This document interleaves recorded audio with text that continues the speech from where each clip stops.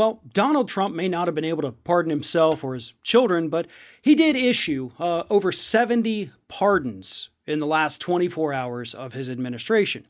And one of those people that got a pardon was his former chief strategist, Steve Bannon. And he specifically pardoned Bannon for his alleged role in the We Build the Wall charity scam, which is where Bannon, along with a former U.S. soldier by the name of Brian Kolfage, and several others, by the way, they raised millions and millions of dollars because they were going to build the border wall themselves.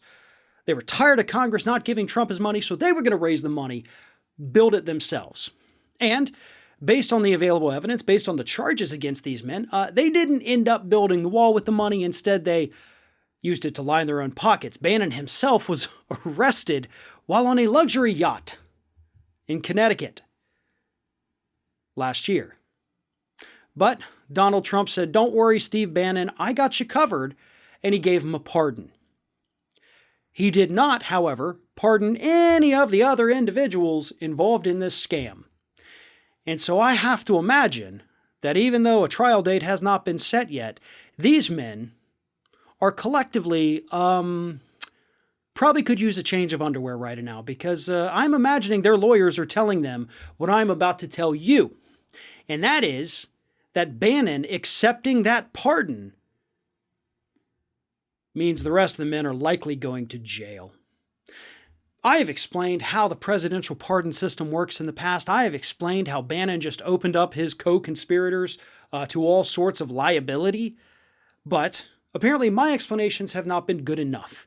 So when I need something explained clearly, plainly, and slowly for Republicans, we turn to our good friend, Mr. Sloth. So, Mr. Sloth, mind telling us what exactly happens here? Like why Bannon's friends are in so much trouble? Well, sure, Farron. You see, back in 1915, there was a Supreme Court case, Burdick v. United States. And what this court case said, and the Supreme Court affirmed, was that if you accept a presidential pardon, that is basically an admission of guilt. Okay, so if Bannon accepts the pardon, that means he is telling the court that's going to be trying the case against his friends that, yeah, I did the thing you're accusing me of. That's correct. And this is where it gets good. If he accepts the pardon, that means he's no longer protected by the Fifth Amendment. So he could end up having to testify against all his friends. And there's nothing he can do to stop it because he accepted the pardon. Yikes, right? But that's what that means. Burdick v. United States, 1915, very clear on that. If you accept the pardon, you're admitting guilt.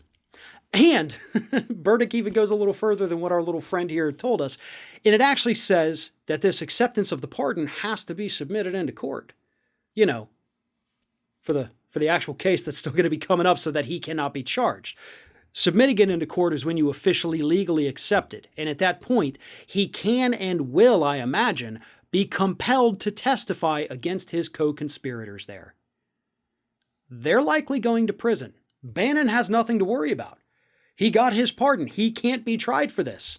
And I know there's some gray area. Some people say, but he still could. Listen, it's not going to happen. So, what is likely to happen at this point is one of those co-conspirators, perhaps even Kolfage himself, might want to dial up the prosecutors as soon as possible and say, okay, listen, before Bannon can roll on us, I'd like to make a deal. Problem with that? They don't need to make a deal with these people because Bannon essentially already has the immunity and they can prosecute everybody to the fullest without having to have their cooperation because Bannon can't deny his cooperation thanks to Trump's pardon.